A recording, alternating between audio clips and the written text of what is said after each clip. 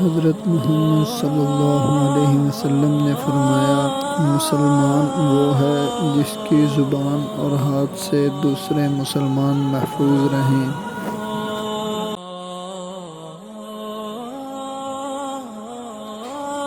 حضرت محمد صلی اللہ علیہ وسلم نے فرمایا، بے شک اعمال کا دار و مدار نیتوں پر ہے۔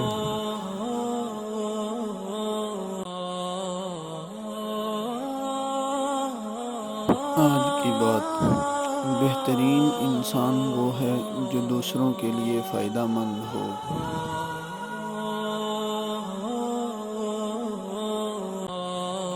حضرت محمد صلی اللہ علیہ وسلم نے فرمایا، مسلمان وہ ہے جس کی زبان اور ہاتھ سے دوسرے مسلمان محفوظ رہیں۔